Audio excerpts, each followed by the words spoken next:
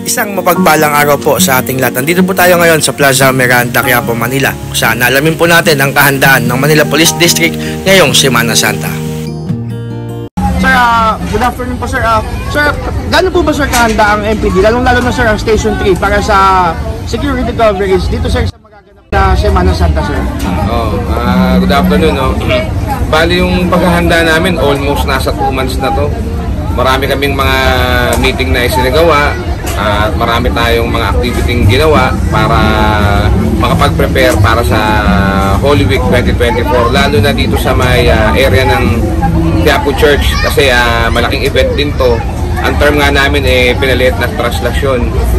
Meron tayong magkakaroon tayo ng procession sa Good Friday. It will be on Friday, March 29, 12:01 AM, kung saan lalabas ang ating Nazareno sakay ng andas, yung andas na ginamit din ng translasyon na may konting modification.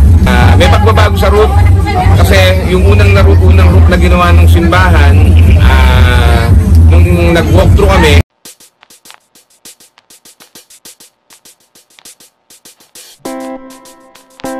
na-check na meron palang mga daang ginagawa. So, nagkaroon ulit ng panibagong meeting at napagkasunduan na may bagong rutang gagamitin. So, paglabas dito sa Villalobos, kakanan ng Palangka, dire-diretso sa may Plaza Lacson, papuntang Avenida, recto, tapos tatawid na ulit sa kabilang side ng Quiapo. Hanggang sa makabalik na rito sa may Quiapo Church.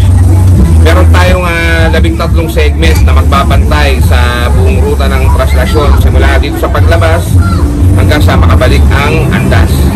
Sir, yung paghahanda nyo sir, lalo na sir, yung naging walkthrough na naging hands-on si Didi, pati sa mga meeting sir, ano po ba sir ang titignan natin sir na magiging challenge dito sa position na to sir? Ang magiging challenge lang natin dito, tulad nga yung sinasabi ng aming district director, yung pagbuhos na naman ng maraming tao na kailangan mapasunod muna namin sila Kailangan mailabas muna ng maayos yung andas.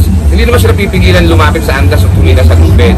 Ang hiling lang ng ating district director, mailabas muna ng maayos yung andas bago mailapat ng maayos yung lubid, tsaka na sila pwede lapitan ng depoto.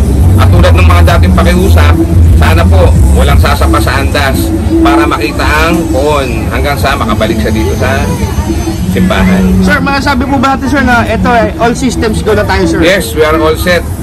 Meron din binigay sa amin si General Nartates, ang ating regional director, na dagdag na mga tao. So sa bilang namin, nasa mahigit 2,000 pulis na magsesecure nitong ating Good Friday procession. Pero sa Sunday pa lang, bukas meron na kami mga activity dahil bukas ang start ng Holy Week, yung Palm Sunday, yung Palaspas. Yes, sir. So sigurado dagsana tao dito. And following days, mag-start na yung bisita iglesia. Kaya hindi lang naman Good Friday ang pinaghahandaan namin, kundi yung buong week ng Holy Week. So asahan natin, marami ng mga pulis dito sa Quiapo, hindi lang sa Quiapo, buong Manila. Yes, sir. Talagang ikakalat yung mga pulis natin para bantayan yung ating Holy Week 2024 and summer vacation na rin kasi sasabay na yung summer vacation Tama, sir. So kailangan namin bantayan yung mga establishments at bahay na iiwan ng ating mga kabayan. Sir, sir, baka meron po tayo sir paalala. Una muna, doon sa mga pupunta dito sa prosesyon, paalala namin, kung kayo ay merong masamang nararamdaman sa inyong mga katawan, huwag na po kayong tumuloy.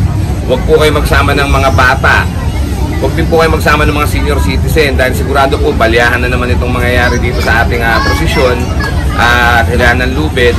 So, ihanda niyo po yung mga katawan nyo kung talaga pong sasama kayo dito sa prosesyon ng Nazareno. Doon naman po sa mga kababayan natin na aalis, magbabakasyon, pupuntang probinsya, siguraduhin nyo pong nakalak lahat ng inyong mga gamit, lahat ng inyong mga bahay, lahat ng inyong mga pinto, bintana, at siguraduhin din pong walang iiwang mga appliances na nakasaksak. Kasi ano rin tayo ngayon Fire Prevention Month. Yes, sir. So, uso yung sunog. Yun ang hiling namin sa mga kababayan natin. Rest assured, secured po yung mga bahay nyo, pero tulungan nyo rin po kami. I-lock nyo yung mga pinto nyo, i-lock nyo yung mga bintana nyo and everything para walang makapagsamantalang makapasok yan sa mga bahay. Sir, sa mga magpupunta dito sir, yung mga pagdadala ng mga mamahaling gamit sir. Ayun, kung may iwasan natin, ito naman ay prosesyon. Huwag na tayo magdala ng mga magagandang gamit, mga alahas, relos. hanggat maaari, ang dala lang natin dito yung konting pera lang para kung bibili kayo ng pagkain nyo o tubig. Sir, lastly sir, full name and designation please sir. I am Police Lieutenant Colonel Leandro S. Gutierrez, the Station 3 Commander, under Brigadier General Arnold Thomas Ibay, our District Director. Sir, thank you very much sir. Salamat sir. Thank you sir.